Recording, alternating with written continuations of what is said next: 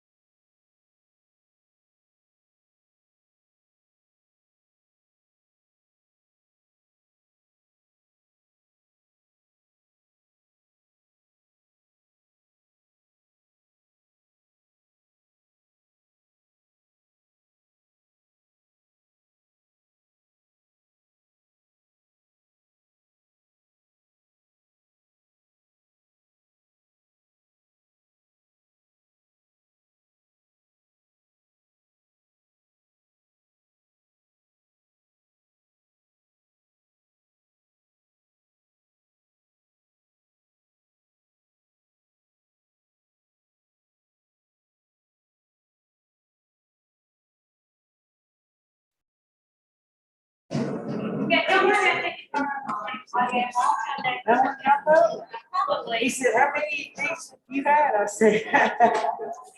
Every Black Friday. Gosh,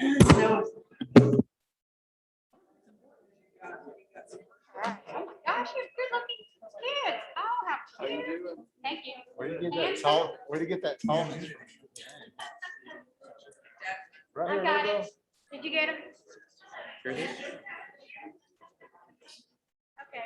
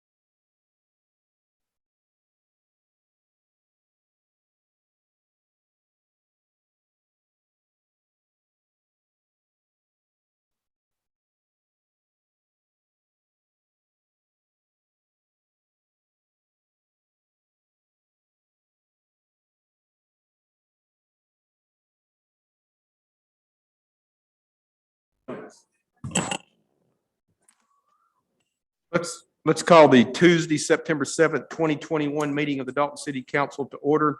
Ms. Hardin will lead us in the pledge. To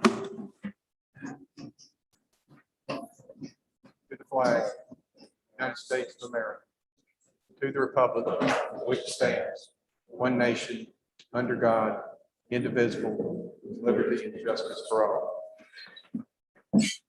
Next on the agenda is the approval of the agenda. There's one item, number 6, that's going to be taken off the agenda because it's not ready to be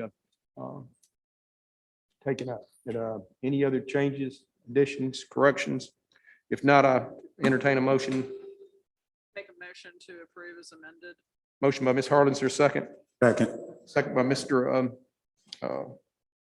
Goodman. You, Gary? No, Goodlett, Mr. Goodlett. All in favor, say aye. Aye. All opposed, like. Public commentary, I've got no cards up here, so I guess nobody from the public wants to speak. And we've got a wonderful occasion today. We've got a proclamation for Mr. Norberto Reyes that I'm gonna meet him and anybody else that wants to come down front.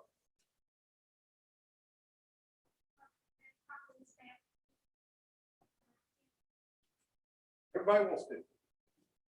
There's a lot of life. People want to. That's it. There's a lot of life.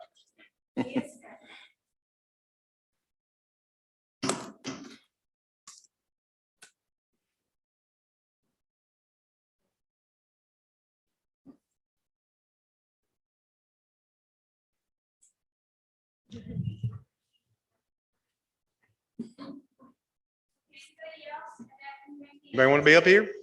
Michael? No. Come on, anybody wants to come up here? Come up here. Everybody come up here.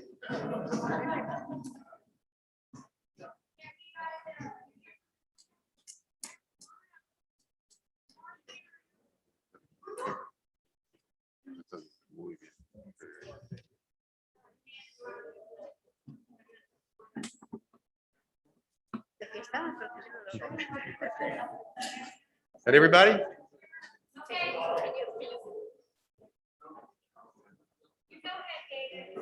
I dare say that before Norberto came to Dalton in 1981, I guess is when he first came to Dalton. Today, I don't know how many thousands of people in this community have been introduced to Mexican, authentic Mexican food before Norberto came. I know I hadn't been, that's for sure. And who would think that today when you see Mexican restaurants all throughout Dalton? I have no idea how many we've got. But it's got to be per capita, probably the most anywhere in the world other than Mexico. And somebody has to lead it every time. And Norberto was a true leader in this, introducing y'all's culture, the Mexican culture with American culture, and it's made Dalton a much better place because of it. Whereas Mr. Norberto Reyes moved from San Luis Potosi, Mexico to Georgia in 1981 with his parents and siblings, and whereas Norberto followed in his father's footsteps and became a young entrepreneur in a small, friendly Hispanic community where everyone knew each other by name. Whereas Norberto, a visionary and dreamer, was a benefactor for many new businesses in town and opened his own Mexican restaurant, Los Reyes, achieving the American dream as a first-generation immigrant. And whereas Mr. Reyes answered the call to support and help the community on numerous occasions, participating in several civic organizations, including ACLA, CLELA, the Dalton Whitfield Chamber of Commerce, the American Red Cross, Dalton State College, Census 2000, the Creative Arts Guild, Boy Scouts of America, Girl Scouts, Family Crisis Center, Family Support Council, MLK Junior Celebration Committee, and the United Way. And whereas Mr. Reyes was vital to the Georgia Project, which was a program that fostered a relationship with the University of Monterey and brought bilingual teachers to work with children in Dalton by addressing the demographic explosion in the city school system. And whereas Norberto organized many cultural events and advocated for the right to vote, shared scholarships with future DACA students, and participated in events promoting health and diversity. Now therefore be it resolved, I, David Pennington, Mayor of the City of Dalton, Georgia, hereby proclaim Tuesday, September 7th, 2021 as Norberto Reyes Day in honor of his incredible contributions to our city and his motto that Dalton is one community, not a divided community. Thank you, Norberto, for everything you've done for this community.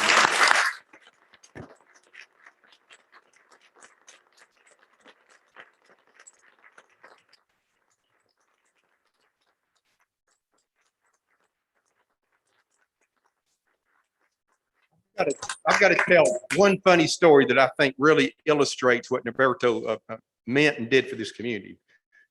Years ago in Rotary, and Norberto was a Rotarian, and everybody knows whenever us Anglos or whatever are reading Mexican names or whatever, we don't pronounce them very well. And the first thing we always say, well, I'm probably going to screw this up or whatever. When Norberto was up there, the Sergeant of Arms one day, and he was reading the names, Smith, Jones, whatever.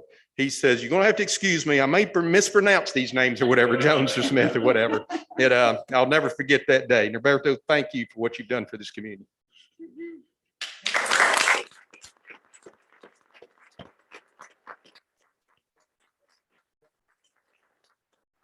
Would you like to say something or?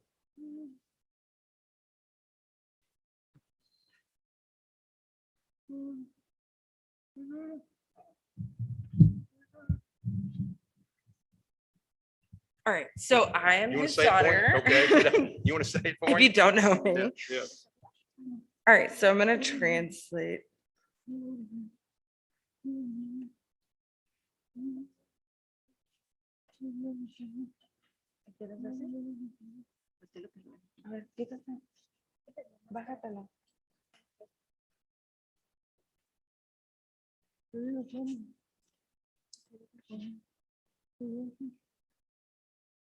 He wants to give thanks.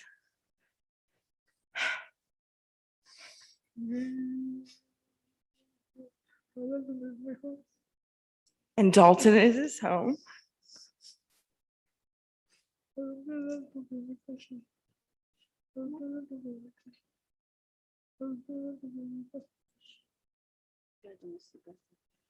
Dalton is his house, his home, his community. Come on.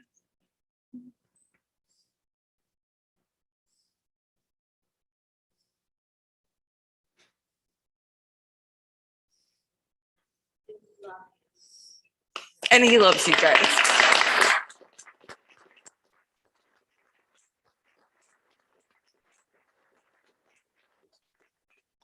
as his daughter and speaking on behalf of his children, we are so thankful. Thank you.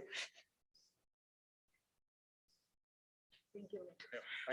Thank you all.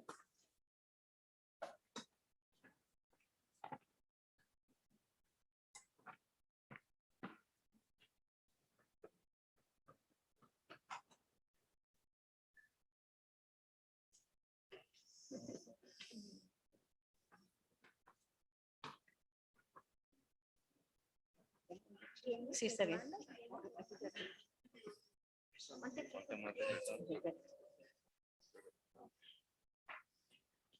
¿Crees que tú quieres decir algo, hija? Siempre piensas en algo.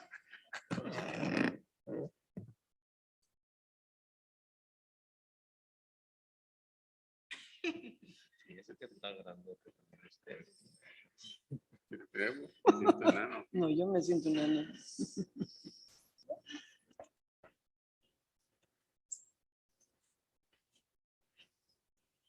Thank you.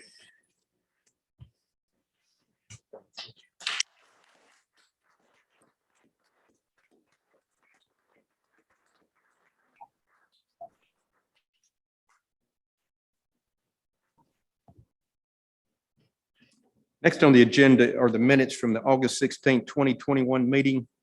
Any additions, corrections, deletions? Motion that we approve is written. Motion by Ms. Harlan, is there a second? Second. Second by Mr. Goodlatte. All in favor, say aye. Aye. All opposed, like sign. Under new business, number 3, ordinance 21-18, first reading, an ordinance to make technical amendments to that ordinance of the city of Dalton adopting Article 6 franchise fees of Chapter 118 utilities of the revised code of the city of Dalton, provide an effective date to repeal any contrary provisions heretofore adopted, to provide for severability and for other purposes. Who?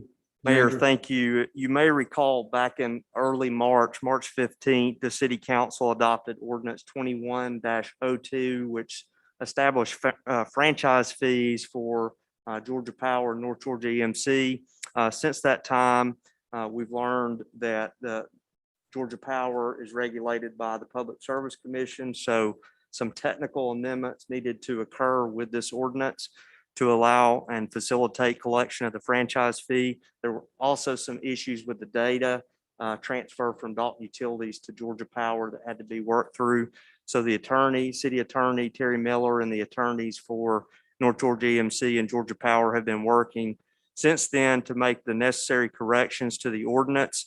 So this is just a first reading, but what it does is make those technical amendments as required under the law. And it also sets the franchise fee at 4%, just like it was earlier in the year. Collections will begin on October 1st. So again, this was mostly a formality to bring the ordinance in compliance with the state law as required by the Public Service Commission, and collections will begin October 1st. Any questions, Andrew? We'll take this up the next meeting. Number 4, general fund budget amendment number 3, to incorporate various contracts adopted, adjust projected to actual for a period certain, other agency funding and costs associated with COVID outreach and treatment initiative. Cindy? Thank you, Mayor Pennington. This was given to you guys in advance. It's a large budget amendment for our general fund, but it's actually going to decrease our budget fund balance of $1,148,720.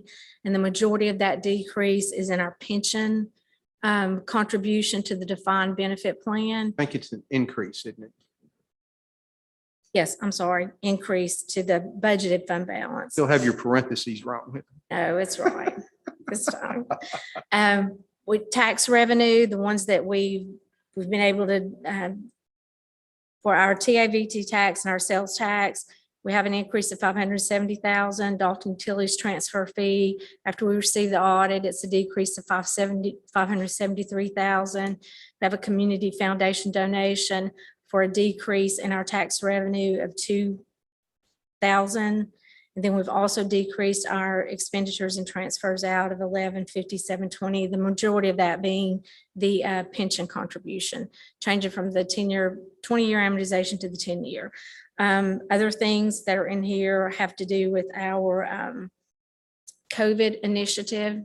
But if anybody has any questions, like I said, you were given it in advance, and you have any questions. Any questions? Cindy? I would like to say, as regards to COVID funding and all that, that's some of the best spending we've ever spent in this city, if not the best. But we can spend all the money we want to without the leadership of Councilman Harlan. It would be wasted money, but it's amazing the amount of lives that she and the city are touching with this Regeneron treatment, the vaccines, everything. We are definitely a model for the country itself. But as I tell everybody that tells me anything about it, I said, well, you can thank Anna Lee for that. There a motion on this? So move. Motion by Mr. Cruz is, these masks on, I can't tell who's saying what. Motion by Mr. Cruz, is there a second? Second. Second by Ms. Harlan, all in favor, say aye. Aye. All opposed, like sign. Number 5, ordinance 21-19, the request of Javoris Blackwell to rezone from medium density, single family residential R3 to neighborhood commercial C1, a tract of land totaling 0.13 acres located 840 McAfee Street, parcel 12-218-02-069. Andrew? Ethan? Thank you, Mr. Mayor. I'll just briefly walk over the facts of this rezoning request here, and that being that this is an interesting request and very similar to one that we received a number of months ago for just a few doors over to the west. Y'all may recall that same exact request. In a similar situation, but there are some key differences I wanted to point out. And one of the first being that what we're looking at here is a commercial building. Then this commercial building on the subject property has existed here for somewhere around 40 years. And when we took a look back into the former zoning ordinances of the city, all the way back to the early 1970s, we found essentially that this property, when it was developed in a conforming sense. But y'all may recall, we've talked several times about the old pyramid zoning ordinance, and that if you had a manufacturing zone district, you could literally develop it any which way you wanted to, residential, commercial, et cetera. Lot lines were also fairly flexible. And so this property was developed in a conforming sense at that time. And when we look at the side setbacks, you'll notice this is almost a zero lot line property. I think there's actually a photograph in the staff analysis that you can see a frontal view of the subject property, as well as the aerial shots in the map handout. And this building has existed there for a number of years. And since 2015, when the Unified Zoning Ordinance was adopted, this area, because of the majority of residential property, was rezoned to medium density residential.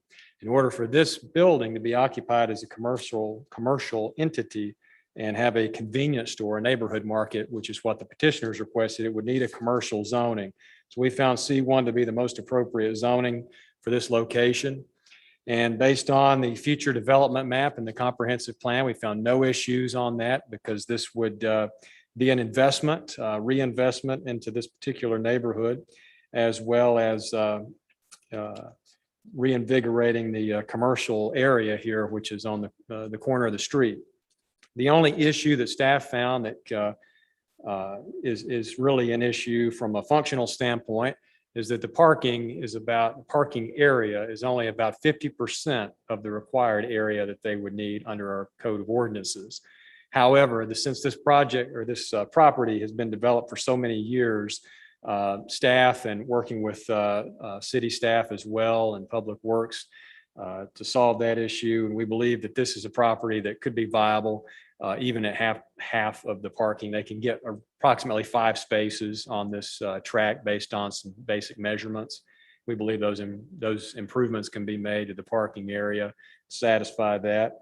And the understanding also that this will probably be largely fed by foot traffic from this neighborhood and the surrounding area. So we bear those factors in mind when looking at this property. And from a realistic standpoint, converting this building into a residential dwelling is not really a prudent or feasible option for this property. Property is not in a blighted state. It's been very well maintained through the years. And so based on all those factors, the staff found this to be a favorable rezoning and saw no real negative issues with this property. I do want to mention that there is no parking on the street, on McAfee Street. So that's why we took a very close look at the parking. And the difference between this rezoning and the one that was denied former is that the former property that was denied had a number of other issues, one being that they could not create a single parking space on the entire property. This property can produce at least 5 viable spaces to meet our current ordinance. I have a Recommendation. couple of questions. Yes, sir. One is that, I noticed in a reading, it said that they would tear down the west house to create parking, which sir. they don't own that one. They own the east house, They own the house to the east. to the east, not the west. That may have been a confusion when they were looking at our map in the public hearing. I think they mentioned it was the one to the west, but so that could be the one to the east. And then the other thing is, it's no on-street parking on McAfee Street, but it is on Straight Street. I mean, not Straight Street, Bogle Street. Now, would that cause issues if people that live there, which I have family members that live on Bogle Street, if they start parking up and down the side of Bogle Street, which is right on the other side of that pink house on the west, on the east side? Councilmember Goodlett, just speaking from the city staff review, we did have all 3 police, fire, and public works look at this. They didn't see any issues, and this was the primary reason there's not a lot of concern is at the planning commission meeting, the applicant stated that they would be mostly served by pedestrian foot traffic. They don't envision a lot of motor vehicles traveling to the site, so we don't envision that parking overflow to be that much of a concern. Okay. So I guess, would you have to amend the wording from east to west on that demolition? That won't, that doesn't currently affect the property. They'll have to, should they move forward on that to expand that parking, they'll need to rezone that property at a future date. They just mentioned to us that they were looking into doing that in the future to expand that parking area. Okay. I suppose it's probably going to be determined by how much business they do when they get open. I think they're just taking steps towards that measure. I'm gonna recuse myself from this one. I'm gonna recuse myself from this one. There a motion on this? So move. Motion by Mr. Cruz, is there a second? Second by Ms. Harlan. All in favor, say aye. Aye. All opposed, like sign. Note that Councilman Goodlatte has recused himself from it. Number 6 has been taken off. Number 7, roof replacement for Dalton Fire Department Station 2. Todd? Yes, Mr. Mayor, this is a contract for the replacement of our, the current roof at our location at Station Number 2 off of Butman Road. The current roof is approximately, we had part of it replaced approximately 15 years ago over the engine bay. This contract will replace the roof in its entirety. It's actually in 3 sections. The replacement of this roof will go from a tar build-up style roof to a TPO roof. This project was approved in our 2021 CIP. The original estimate was $80,000. The contract I'm putting before you this evening is for just over $73,000. I also included in the packet our bid tabulation sheet. You'll notice that this is the second to lowest.